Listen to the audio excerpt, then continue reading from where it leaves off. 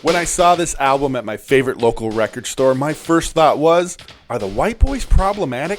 This is hardcore, is it not? After listening to this 12-inch single and doing some research, I learned they are problematic. Not for their politics, but for their music. White Boys are an 80s trio that is all about rap, not hate. Well, unless you count their hatred for sucker MCs, people who front, and crowds that aren't hyped. They're called White Boys to cash in on the successful gimmick of their label mates, the Fat Boys, a rose by any other name. Speaking of record labels, White Boys were their label's answer to the Beastie Boys, Caucasian rappers combining rock with hip-hop.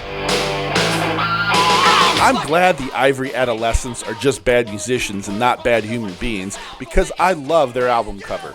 MC Exact, MJ Precise, and MR Ed look like characters from a single-camera Canadian sitcom, or guys outside a Rush concert trying to sell fake weed to high schoolers. The vibe they're giving off in their b-boy stance, I was half expecting their first line to be, "We're the White Boys and we're here to say, we like to rap in the most unusual way." It wasn't. The song does contain some classic rhymes, though. And soon you will agree that you're about as dumb can be. But that's okay, I understand, my man. I can stupid every chance I can. But there's a difference between stupid and retarded. You should have thought twice before you got me started. But this 12-inch dropped in 1987 and contains two versions of the song we just sampled. This is hardcore, is it not? this is hardcore, is it not? T-I-H-I-I-N is a sonically sparse rap song that sounds like something the Beastie Boys might have made before License to Ill. Long before.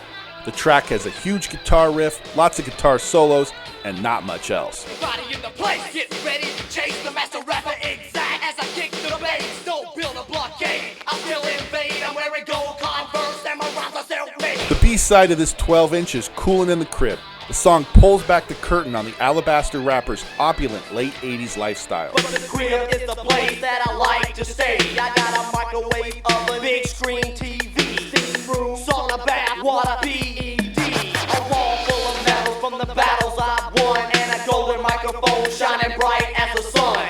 Call this telephone answering machine with the pre-recorded rhyme that sounds real mean. Says I'm sorry, but the White Boys aren't in. Leave a message at the tone or call again. I think White Boys were a decade or so early. Maybe, had they hit the scene in the late 90s, they could have been a niche act, something different and alternative. As it was, the blanched lads just didn't have the chops or the charms to be trailblazers like the Beastie Boys. Besides a different era, White Boys could have also benefited from a different name, a politically correct name, but one that still pays homage to the Fat Boys. Here's what we came up with: Scuba Boys, Super Mario Boys, Beekeeping Boys, and our latest suggestion, Groucho Boys. Okay, we're still workshopping the name. Is it not?